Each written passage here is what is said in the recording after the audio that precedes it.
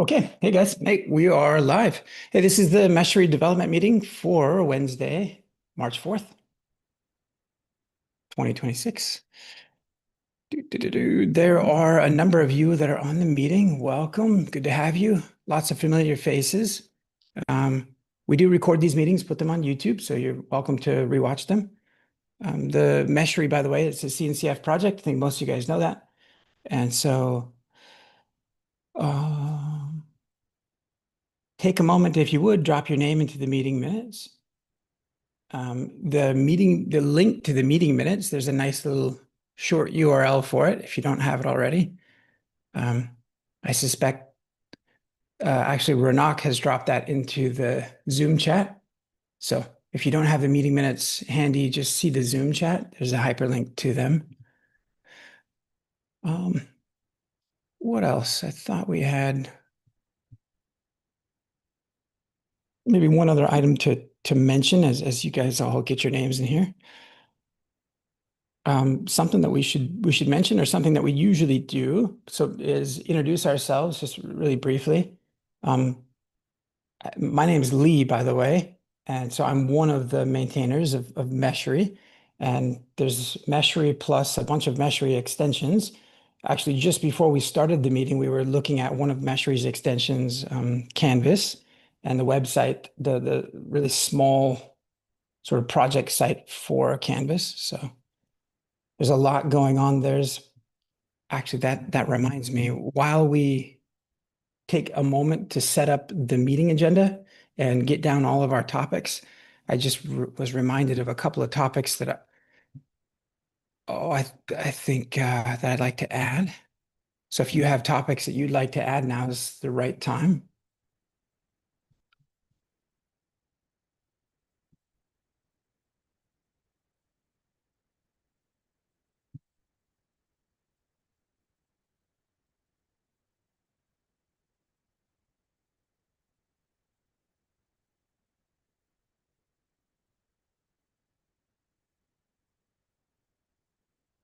So one other one that I had. Does anybody have topics that they wanted to add?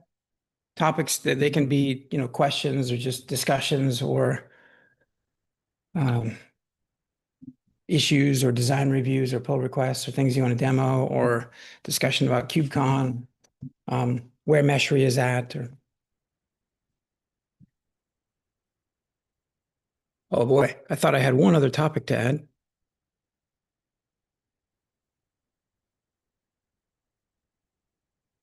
Now I can't remember.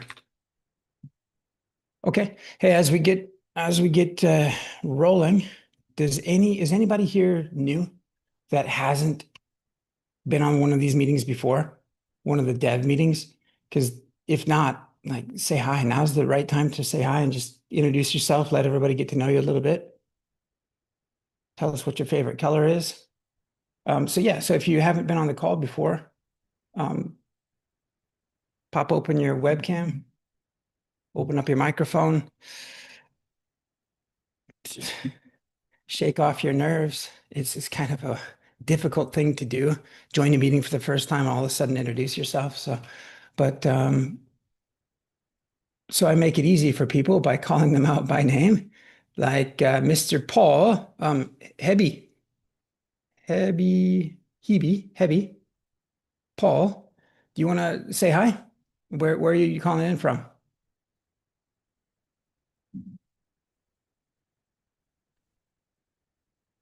And by the way, if your audio doesn't work, you can say hi in the Hello, Zoom chat. Um, hello. Can you hear so we've me? got we've got Damaris. She's back. Very good.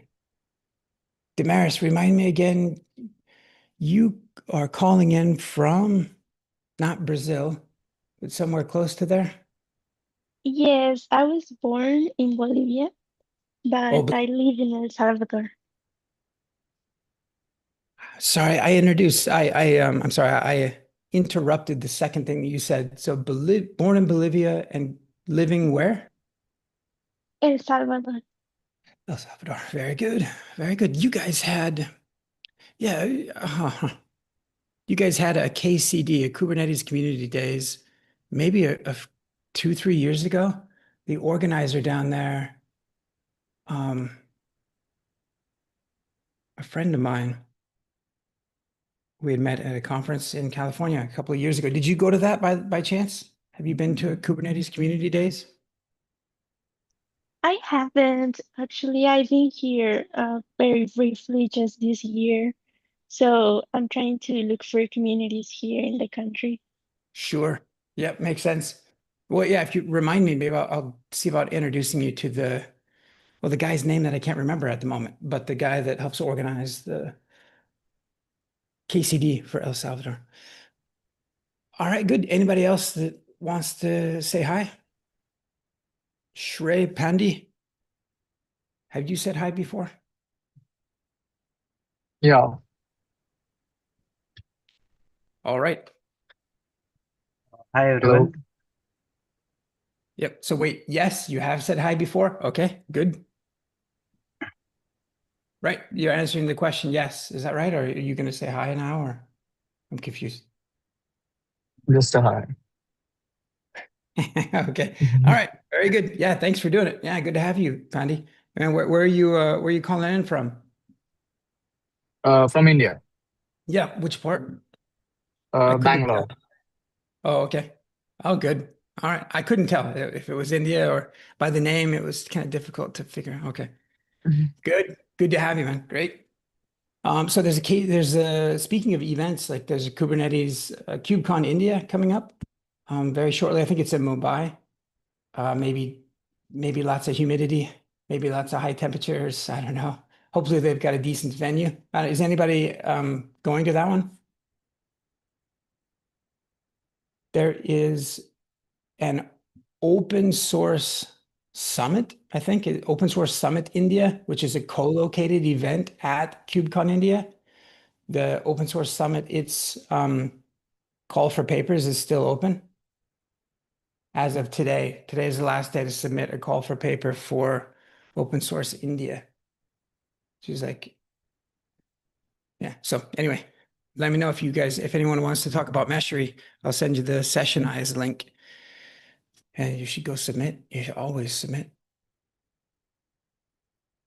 Any other topics? Any other announcements, general stuff?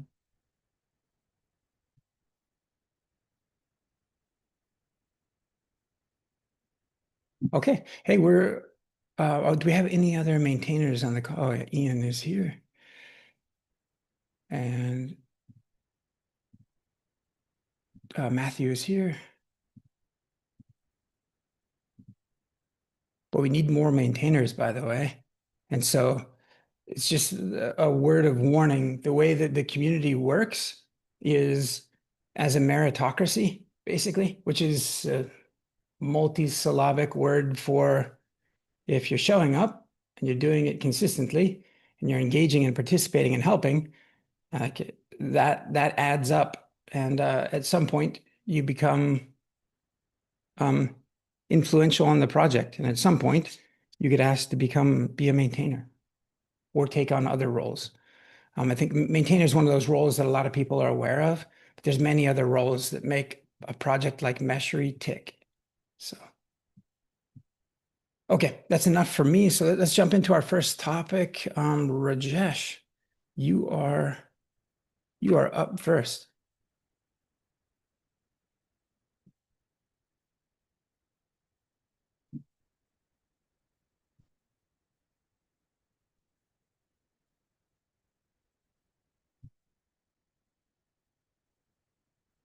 Yeah, Rajesh, you are not audible if you're saying anything.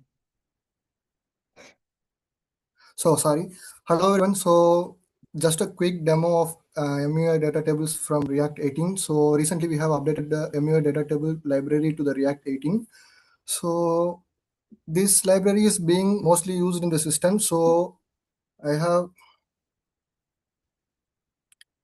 connect the MUI data tables to the system and so connect the systems to the system to the layer 5 cloud.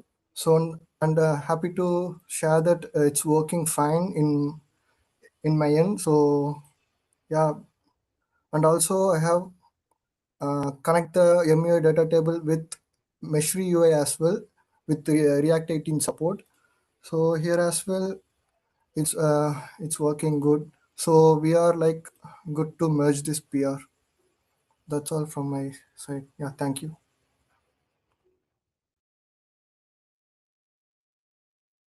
Great. Okay. So you guys, I had mentioned, I think yesterday, you guys need to make sure that other extensions like Canvas are like maintainers there are notified that they can, we need to make sure that there's compatibility with some of those other extensions. And so, yeah, you can't merge until then. You can send out an email on developers@meshery.io. That's what we normally do when we upgrade frameworks as, on the core. And that way, anybody who's got an extension can keep pace. We usually give them 2 weeks. So yeah, please send out an email if you would to developers@meshery.io. You guys have other questions though for Rajesh? So the data tables component that Rajesh was just showing, Rajesh, can you show that again, please?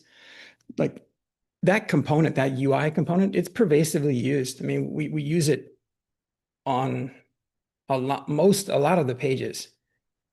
Not all, but quite a few of them. It's used in Meshery Cloud, which is like one of the remote providers. That's where if you take the Meshery certified contributor exam, you would take it in Meshery Cloud. If you're using Meshery in its UI, then you'll see this same data table used throughout.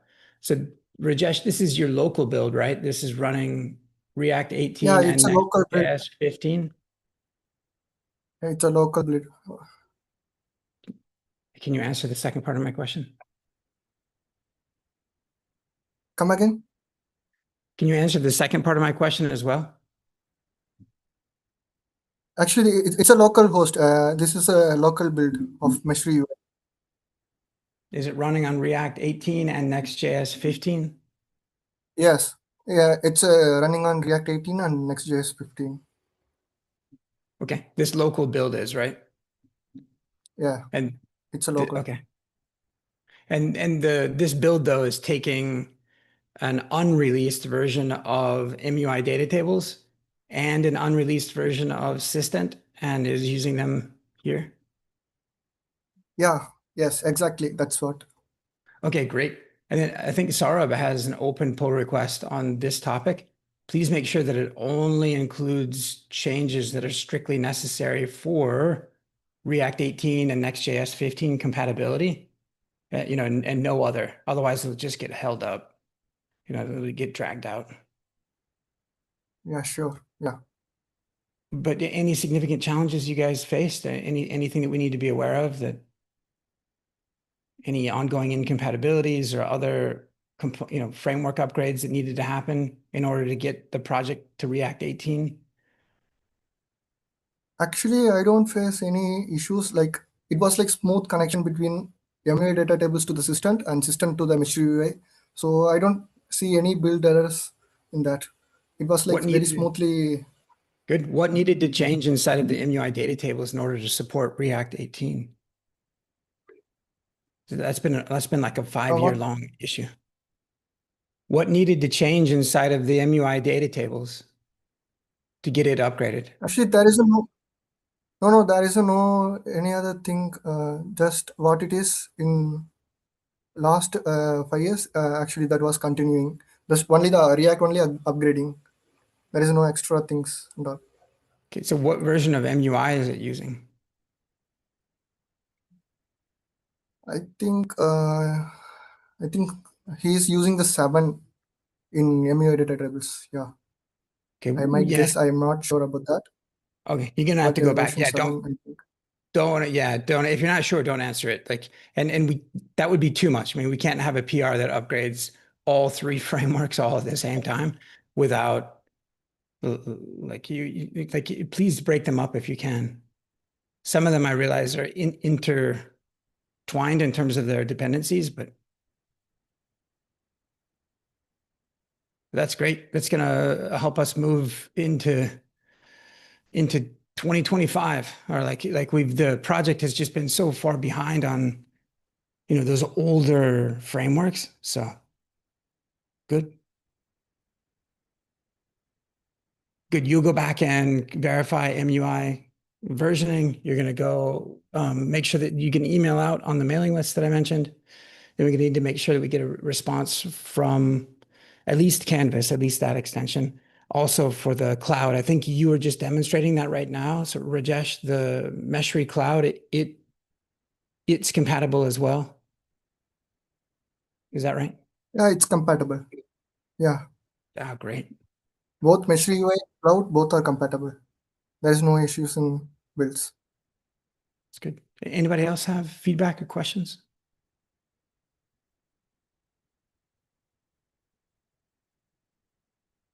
Good. Rajesh, what's next? After the React 18, Next.js 15, what's next? What's next? Yeah, I think we can upgrade the assistant MUI to the version 7 as well. Good. Yeah, good. Makes sense. All right. I guess nobody else has got comments. Good. Thanks, Rajesh. All right, Ranak, you're up on some docs. Yep. Hey everyone. So that's a quick update regarding the migration of docs.meshery.io to Hugo. So if I demo the build of both of the sites that we have got. So this one is the Hugo one. And here we have the Jekyll.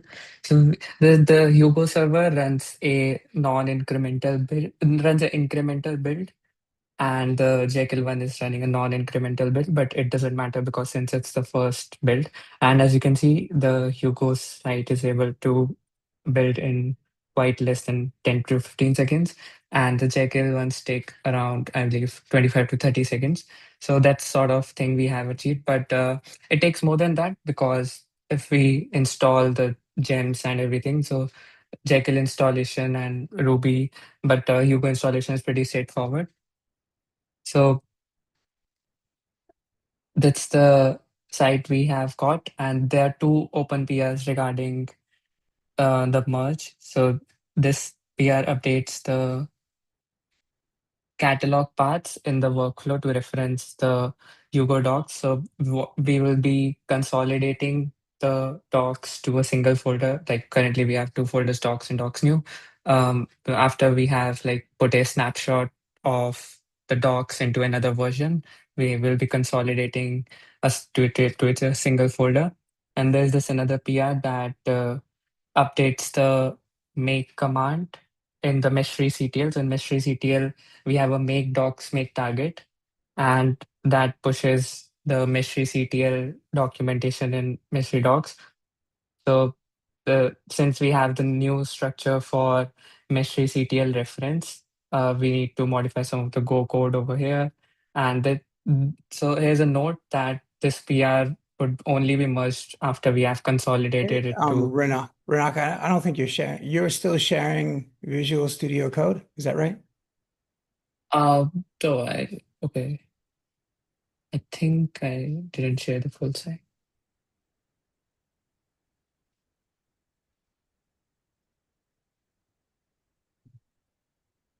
Yeah, thanks for pointing that out. So this PR updates the catalog paths for referencing the new structure that we'd be having. And another one is about updating all of the workflows. And this also updates the Meshery CTL make docs target.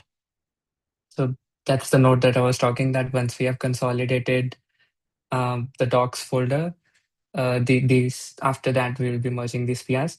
And here are some of the future improvements for the documentation. So we can introduce weights to sort of um, manually control the ordering of the listing of child pages. And another one is about introducing tags. We currently don't have any, and we want to also enhance the categories page. For example, if I go to localhost/categories, so this thing over here, the styling for it is currently broken. So we need to enhance this, and we also want to make sure that we expose this in the navigation of the UI, the categories and tags, Where? uh, in the UI. Where? Yeah, of course, there's no other place to expose it other than the UI. So where? Like I believe opposite of the sidebar, similar to what we have in the layer 5 docs. Okay. Does anybody have feedback on that? Everyone think that we should have categories included in that right-hand side sidebar? That's the one that you're referring to, right? Yeah, below the intra-page nav.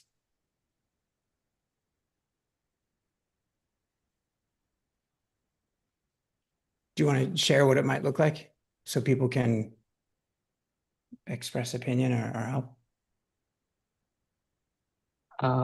If I go to the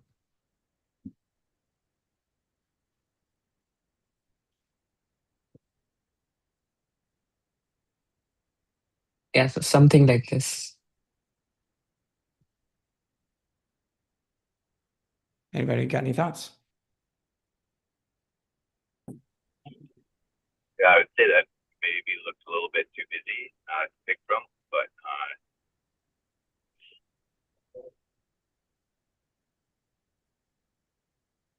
Yeah. So to Ian's point, maybe if we go if categories are a supported piece of functionality in Meshery docs, maybe a compromise is to not show the categories in every page's sidebar, but to have it as sort of a central index, like to have a hyperlink to the categories to a page that has all of the categories listed, but not something that we're showing to users all the time.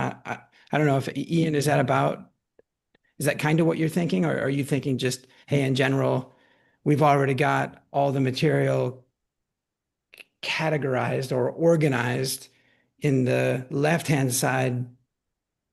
yeah,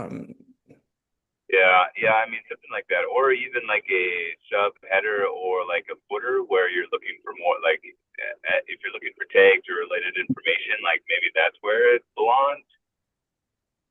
Yeah. Like you're going to go down and look into the footer and say, oh, where is this some related information or where are some other related categories? Is that kind of the use case here that we're trying to drive? Renat? Yeah, I agree to that thing. So yeah, just a category thing either in the sidebar or on the nav bar. Yeah, that makes sense to me. One of the things to prick your ears on of what Ian just said, which is he had said, well, like, he had asked, is that the use case that we're trying to satisfy, or is that the user flow that we're trying to satisfy? And that's always the right thing to go back to, is like, why would we have the functionality? How is it that we're trying to help the user? What task are they trying to get done? And in the case of categories, yeah, to Ian's point, they might be looking for additional information potentially in the same category of the page that they're on, or they might be looking for a particular piece of information that isn't organized on the left-hand nav bar like they're thinking of it. So potentially having a centrally referenceable categories page can be helpful in general. One of the things that Ian brought up just now, though, it's been a pain point, I think, for some of our documentation. If you were to visit any of these pages on the left-hand side, if you pick one, great, and then, yep.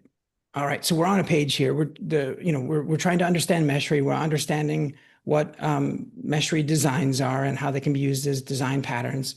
So we read through the doc, and as you get to the bottom of the page, I think what we half of the time or part of the time have on each page is like related reading. The related reading is just a component that looks at the tags, the metadata on this particular page, and shows like, hey, if you want to read more about Meshery designs, here's a Meshery CTL command, read that one. And so that 404 is definitely something we got to go get figured out before you guys go forth. But I wanted to highlight what Ian had said because this is it's been a bit of a challenge. Like there's one concept of just showing people, hey, here's some related topics that, if you want a full understanding of the topic that you're looking at, like here's other pages in the same category. Or if we support tags at some point, to Ian's point, this is exactly what he had suggested, is like instead of showing it in the right-hand side nav bar, maybe show it down below. Like when people are all done, they're looking for what's next or where to go. If they're not satisfied with the knowledge that they gained here, they might still be interested in on that topic. And so they would click there. But related to this is the notion that maybe you're performing a task, like the first one that comes to mind is like installing Meshery or just like getting started on it. And we may not be able to fit all that info into one page. So when you reach the bottom of it, we definitely want the site visitor to go to the next page on that, like the next steps. That's something that we haven't had in our current version of Meshery Docs, but now that we have Hugo, that's something that can be automatically facilitated. So that's an enhancement that I would suggest that we have on our roadmap, because that's something that's, if you go back to the layer 5 docs, that we've got that built in over there. I think if you scroll to the bottom, if you go to an end, any of the pages, it's like, now this has to, now what page comes next has to do with the presence or absence of weights on a page. We generally don't want to add a weight or add a sequence assignment on our pages. That just becomes overhead and makes it fragile. Ideally not, but sometimes we want people to step through content in a specific way. And so one thing to do, Ranak, if you would, as you look at adding that previous and next component, is to explore a little bit or make sure that we understand how it is that that's controlled. Is that just by weight? Is it the same sequence that you find on the left-hand side nav bar or something else? Yeah, I believe Bhumika has a PR on this, so she already added this functionality and she removed the weights and it's according to the sequence of the sidebar, I believe. Bhumika, is that right? Or does it work differently? Yeah, he's right. Like it is working on the left side bar. It's not depending on the weight now. If weights are added, like that's yeah. I No, think that's he's great. right. That's In go this, ahead. it's like if you don't add it, then it just automatically does it based on the time of creation of the file or like the order of the file. But yeah, if you add weights, then it would order by the weights. Like the name alphabetically or something. Yeah. Yeah, currently it's alphabetic. This topic, by the way, for Matthew and some others that work on Meshery CTL, I wanted to tie in one concept that is sometimes hard to convey because I think it's a little bit counterintuitive, but it's this concept of fragility within the software that we write. If you're writing a Meshery CLI command, you want to do a good job and you want to help the user get to what they were trying to do. So maybe they misspelled the command, or maybe they're trying to import something into a Meshery server, but there's no Meshery server connected.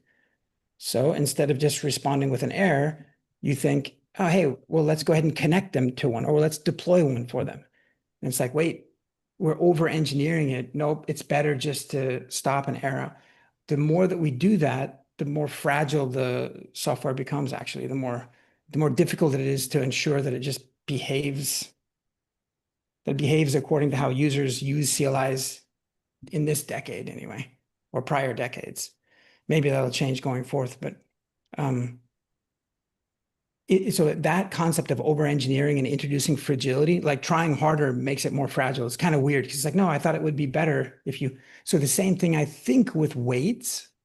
It's like sometimes we really do want users to read this page first, and then that one, then that one. Please don't skip or what. Please follow this sequence.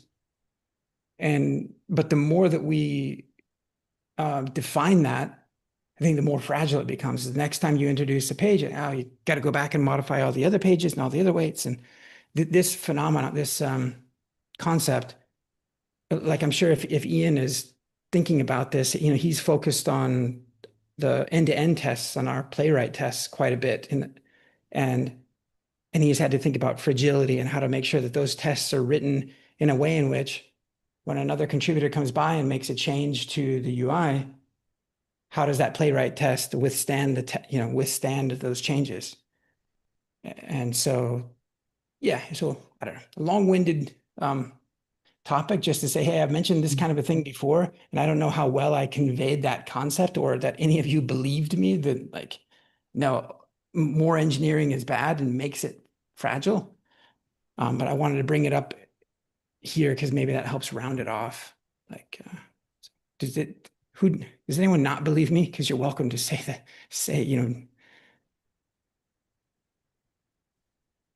Yeah, I or does agree. anybody? I mean, I think some of the articles that we should look at them as having a discrete output, like the user is at a certain destination after they've read it, and that the related links, they could go to any one of those other related places instead of just going to next. If we have pages that are just kind of like spanning different, we might lose the reader if they're clicking into another page and trying to continue some sort of instruction set if they haven't got to a concrete destination from their first article. Maybe that's a mental, or that seems to be a mental picture that I'm building from what you said, Lee.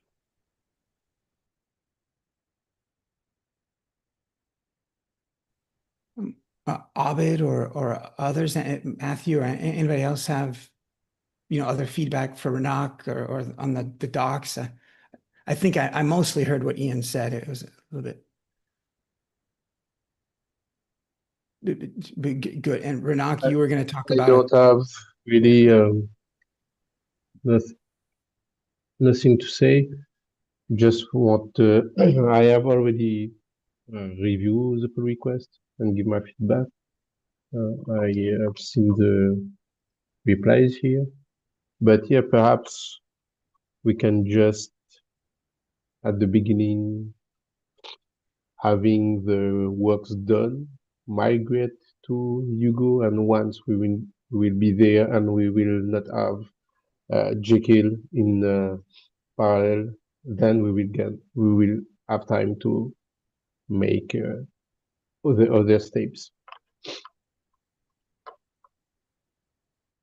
Yeah, and the test is failing due to, since it's referencing the doc structures after we have consolidated the folder, the test will pass.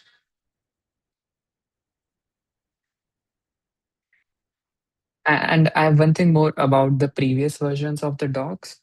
So today when I was taking the snapshot of the new version, I encountered this error about after having too many files in static directory. So Hugo attempts to watch each of the files in it, and so it hit the OS limit of my machine. But I tried to push the same thing on the PR, and the deployment preview over there was working fine.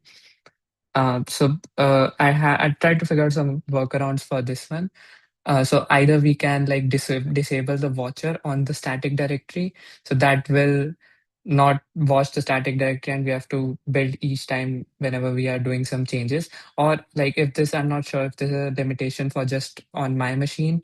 So we can put up a note in the documentation to either do this, include disable watch equal to true in the Hugo configuration file. So that way the contributors will not face this issue. Yeah, so I might have missed it, but you should ensure that Hugo is not watching prior versions. Make sure that it's configured not to do that. I'd be really surprised if Hugo didn't have that ability to do that. That's one of the problems that we have with Jekyll right now is that, yeah, the incremental builds are basically broken on. So good. Anyway, where's this migration plan, this document? This is in the community drive? Yeah, I plan to move it in the community drive. I will move that. It's currently not in the community. Okay, so no, but I plan to move it to the community. Okay, good. Yeah, please do. And if I think you've been organizing a few different issues, and so if these, we probably want to move these out into issues at some point. That's great. That's a great list. And then for my part, it's good. I guess I was expecting today was the day that we were migrating over. I think that was the deadline that you had set. I think from the last deadline, we're a few deadlines in, but these are the open docs related issues. After the meeting, if you don't mind, just as you go to kind of wrap up and finalize setting the next deadline, if you would just highlight which of the pull requests must be completed as part of the migration, sort of where that line is, if you would. Oh, okay. Yeah, cool. Great. Any other feedback for Renaud? Since Renaud is the only one doing it, he's had no help. Or and that's just a joke, just to say that, like, Yash, who's on the call, Bhumika, like, I don't even know, like, there's quite a few people involved, and so this is great. All right, good. I think I lost the meeting minutes. Who's next? Do we know? Yeah, I'm next. Oh, okay. Yeah.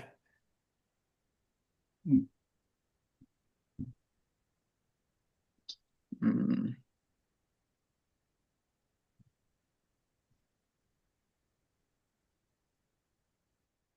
Wait a minute.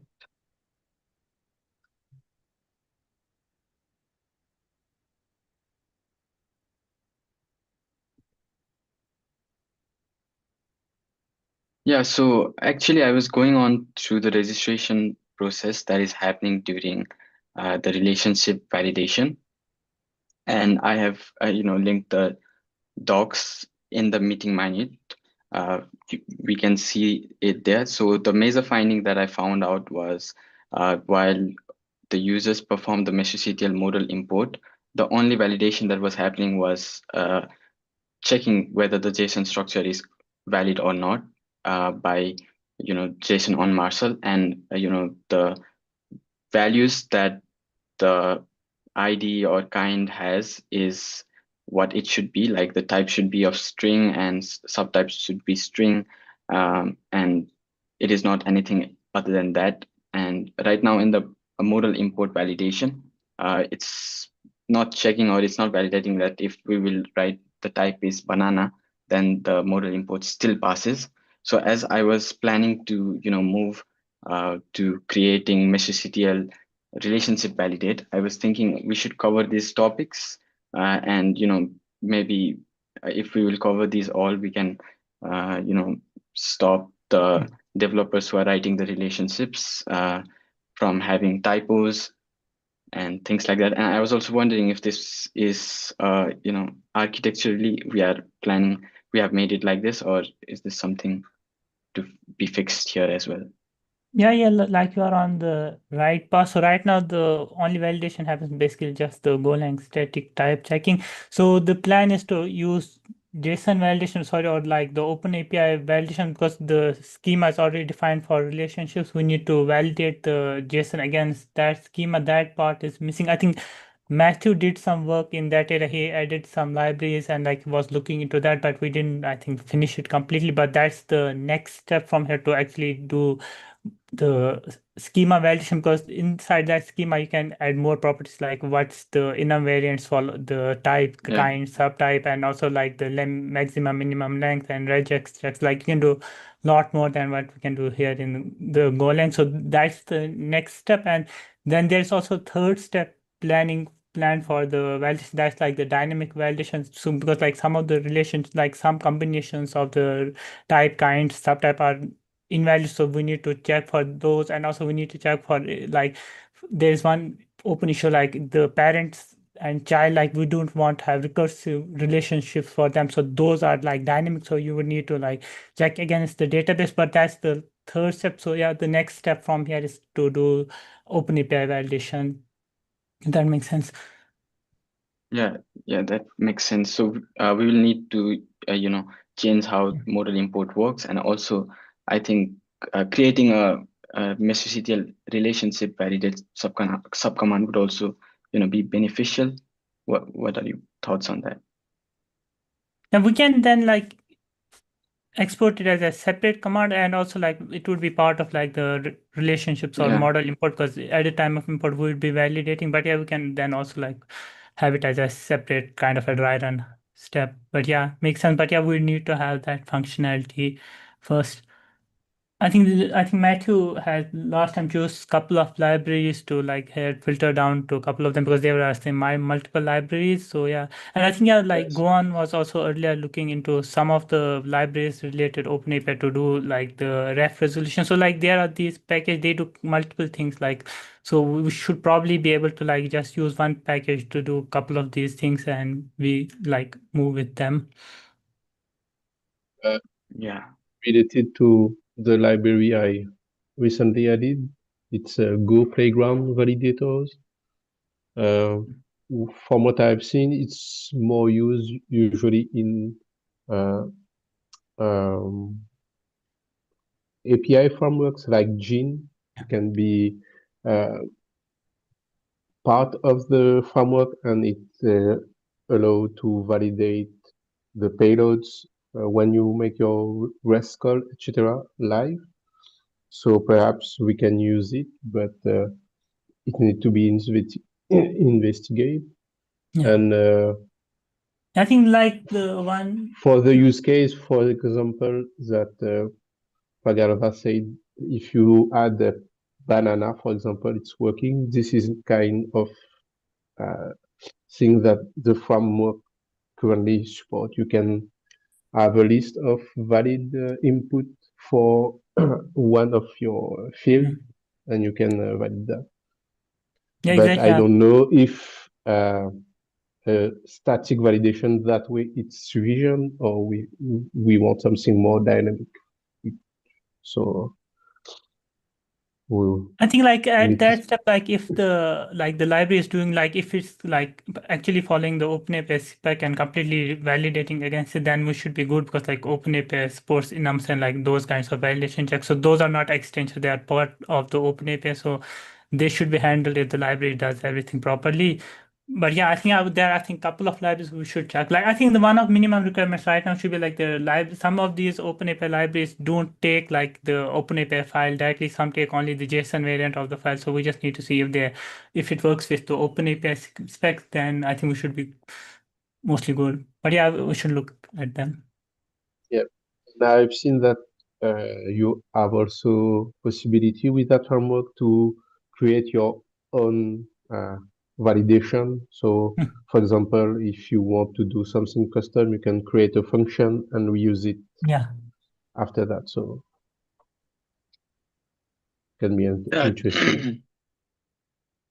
To answer Lee's question, I had actually experimented with everything that we already have, and I had done that in two steps. One was just the schema verification, validation. Is the schema valid or not? And the second was cross-modal component validation, like when we pass the modal and the to and froms, if the components that are defined in the relationship, if that actually exists or not. That was the two things that I have done or experimented till now. So it was two phases. Okay. Yeah. So model, right? Cross model. Do we have a tool for that? No. Like what? Okay. So, and you're suggesting that there are two phases to validation, to Yeah. verification. Okay. And then do you have a written proposal for what that would be? No, I was just experimenting with it. And actually, when I changed my machines, the branch is wiped off. So I need to work on it again. But okay, then that's fine. That's actually not what I'm looking for. I'm looking for a written proposal, not implementation, but just. Yeah, I have not prepared it. I will prepare it. Proposal. Does anybody else have, between Ovid and Guanming, do you guys, so we need to generate many hundreds or potentially thousands of relationship definitions. And we need a better contributor experience for, yeah, it's both, it's like validating and verifying and confirming and other affirmative verbs that we need to do to those documents. Is it valid JSON? Is it valid relationship? Does it validate against our schema? Great, maybe those are two in the same, or very quick. Is it the yeah? Does it yeah? There's some assessment of domain expertise about whether or not it's appropriate. Does it have a negative impact, in terms of performance? Like, is it globbing onto too many things? There's a few. Maybe there's just one step here that just validates, or maybe there's multiple independent steps. Guanming, we spoke of this, I think, a bit yesterday. I don't know if you have other. Yeah. I think the library we just talked about maybe like be helpful for this, but I think it might be limited since it only validates the open API structure. But you think that the expertise wise, it still needs some like explore of the AI assistants to maybe help with this, I think.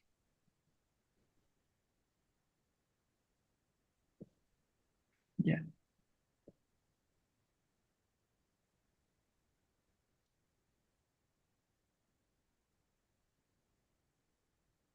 Oh, ready? Yeah, I think this skill at the MD will be helpful as well.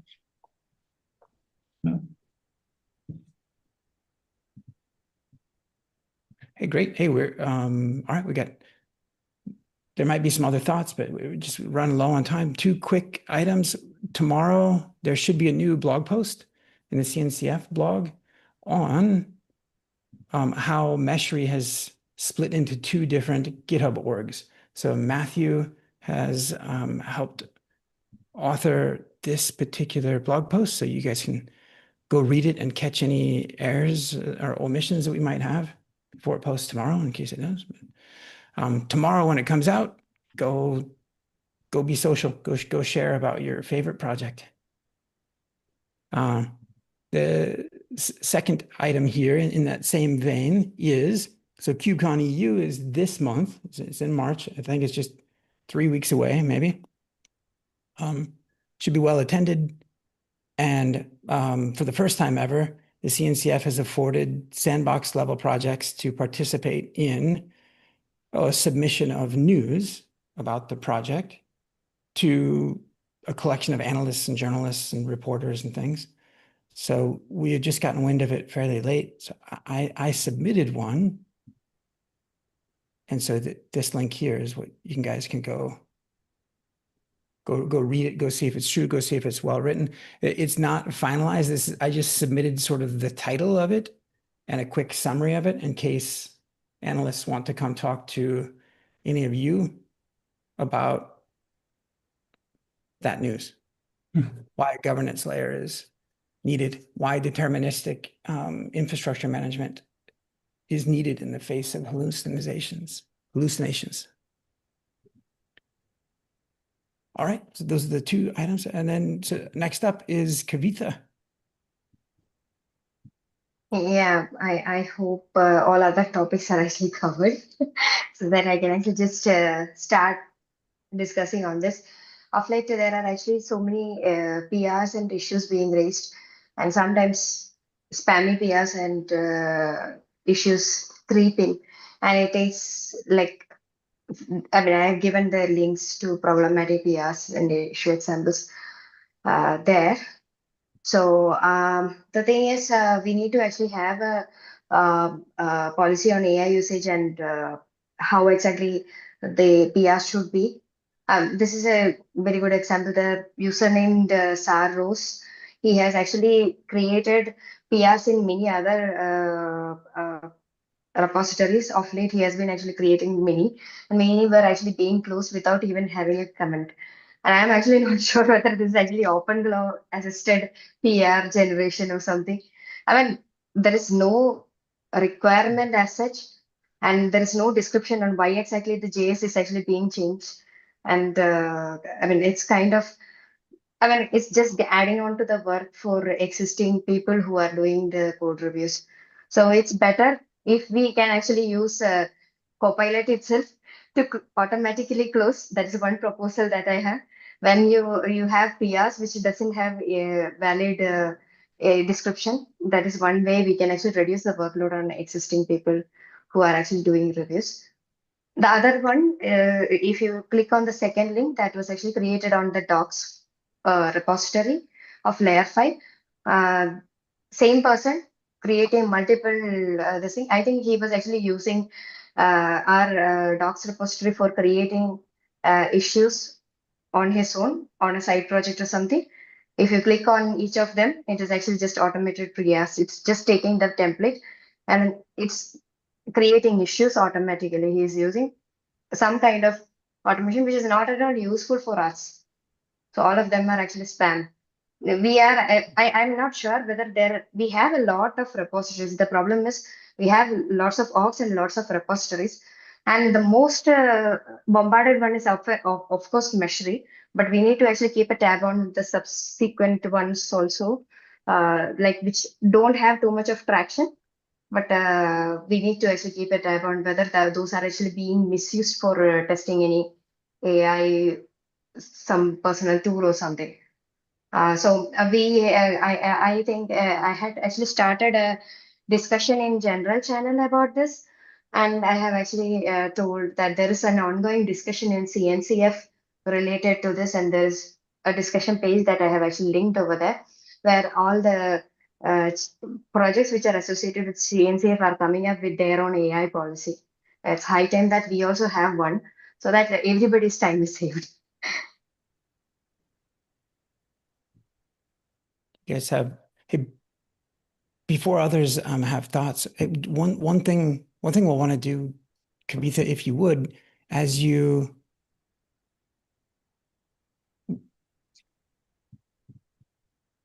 just as a potential improvement to this response is to just inquire as to whether or not there's an issue that's linked here, or calling for this change, and then it is less adversarial and more just sort of matter of fact in terms of like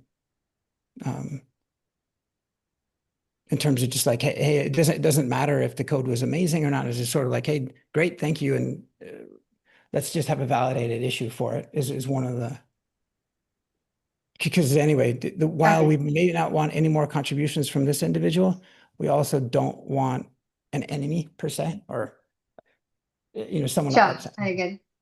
Yeah. But good. So, do people have thoughts? So, Yeah, like you am I say, audible? asking if if there is an open issue related to the fix. If not, No. as it has been discussed in our Slack, to see if it's something that we are aware of. That's the beginning, but yeah, it's not an easy one discussion Yeah. here, because currently with the new age of AI, people can do things easier. Yeah, there But are yeah, actually too many PRs also, which are actually having like very big description for one line changes. So we really don't know when we are actually interacting at this point of time, whether that is actually a human with whom we are interacting or whether a bot. So that's the yeah, problem. So that's the reason why I'm actually insisting, like if you're making use of AI, it's still okay, but just to rephrase it and then make it short so that the reviewers can actually read. If you see the update index.js itself, I mean, I didn't actually see anything like a Copilot review on that. So I actually searched for index.js. There was no issue for using that. That's good. Yeah, I think Reddit has something.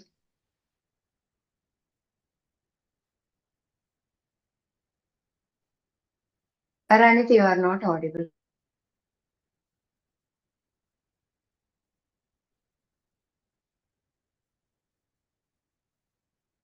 Am I audible now? Yeah, I am audible. Yeah. So what I feel like in while I started reviewing, also saw that like previously when I used to like be part of Messery, I have seen like the number of PRs used to be like some 50, 60 manageable number. Now it has bombarded to some 300 plus count or even more. At It's times, like 700 almost right matching now. the issue. Uh, Seven. Yeah, so 700 basically, a issues lot and of the 300. Yes. So a lot of the issues actually lack very much context and all. So OpenClaw, we all have heard about OpenClaw, I think. So OpenClaw actually, like one of the underrated toolings that we haven't seen is OpenClaw actually has a triads bot, normal dependent bot type of bot. It's not an AI bot. It actually just gives relevant tags to the PRs. Something like that can be included in Messery also, because those don't really cost any AI tools. These are very much like dependent bot. They will be providing some tag, and based upon the tag we can prioritize or like decide on what PR to review, like where we can allocate human resource.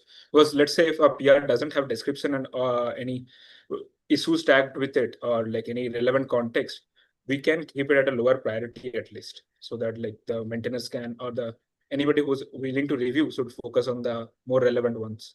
Also a tag for size of the PR, because I recently reviewed one PR in Messery only. It had, I think, some 8,000 lines changed. That is not humanly possible to review also, I think.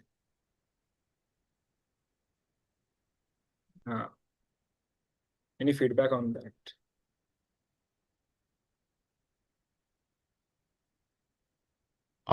I so we had something similar. I would say not OpenClaw, but we had a lot of issues. So in my previous org, again, this is just open suggestion. With AI, we had a lot of open issues. So what we did was, instead of allowing people to create issues, we had an intake process where people would fork the repo, reproduce the issue, and send a PR in from form of the issue description in an MD file, and then we would create the issue for them. It was automated with GitHub Actions, but we did that for majority of our SDKs that were public.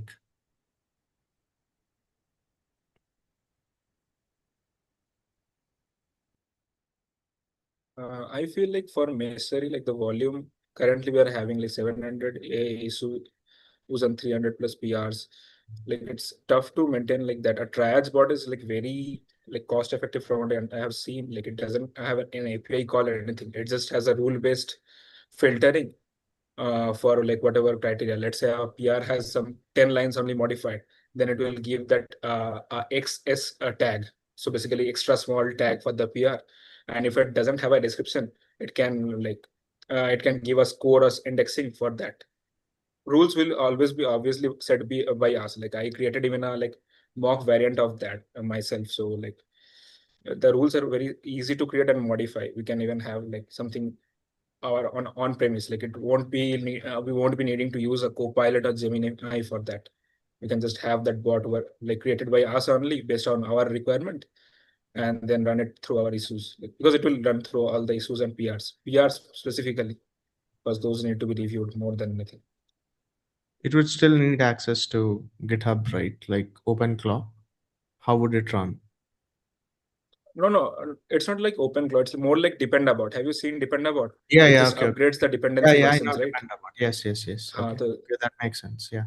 No, that makes sense. Maybe we might rule-based discuss thing this for more on tag. Slack, because I think with some like we might need some more tooling and some rules and other things to implement. But yeah, like with you're right, because with this spam it gets harder to review the actual PRs and the actual work gets lost, the good work. So yeah, we need something. But yeah, like let's discuss this in Slack. But there's a hard line there.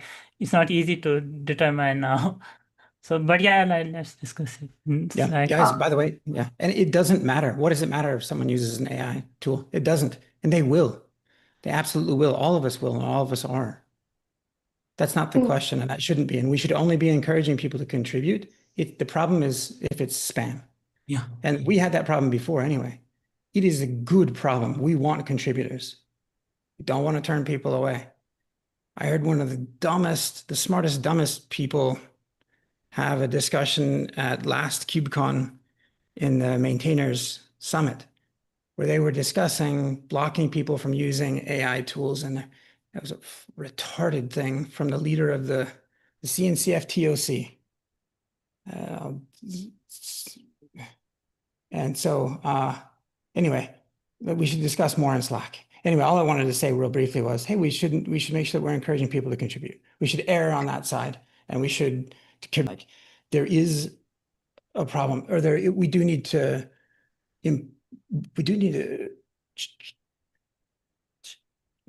move around swivel in our chair a little bit, or move around, change try to help encourage, use that energy and that momentum that people have in the best of ways, and to help them and to help the project, and to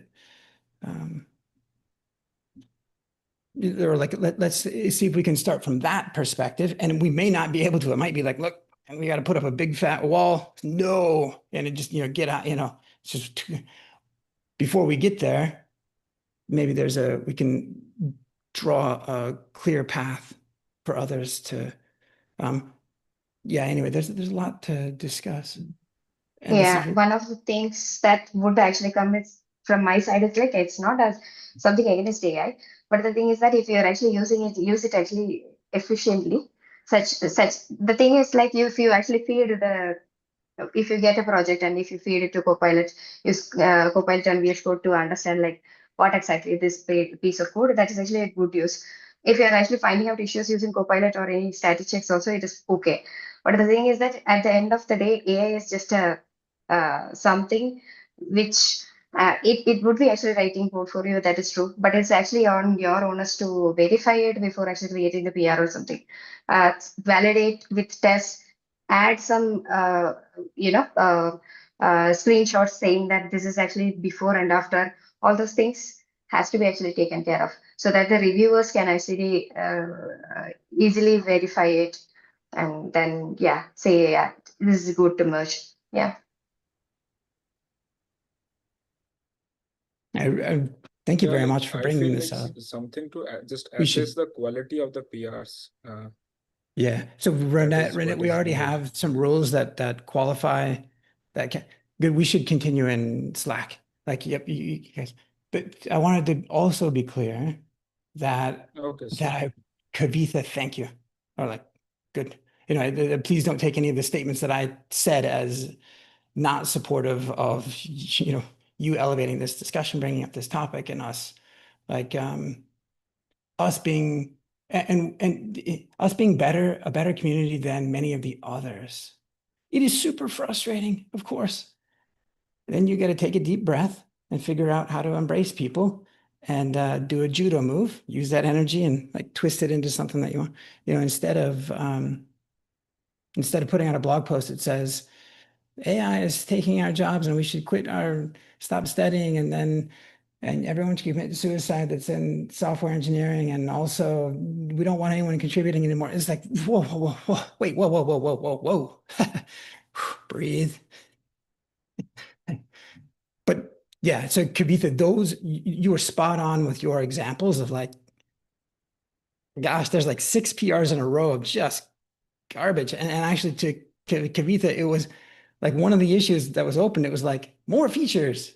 And then in a very awesome way, but somewhat comical, there were immediately people volunteering to go implement some totally undescribed features. And we need to receive that in the right way and have a chuckle, but also be very grateful that the community and all of you guys make it such that people want to come participate. I have to say, in the last like 6 months for me, I've been a bit more facetious than I should have been, a little bit burned out. And I need to recognize that, call it out, and get the help from others like Kavitha and the rest of you, so that I'm not responding with like a wall or making someone feel bad. I have a tendency to do that. So just wanted to hold myself publicly accountable. I could. Hey, thanks a bunch. I appreciate you guys sticking around, even though it's after the time. So, but it may not even be Slack necessarily. Like Kavitha, I suspect, just like Renette was speaking up, wonderful. All of us probably have something of an opinion or a couple of thoughts.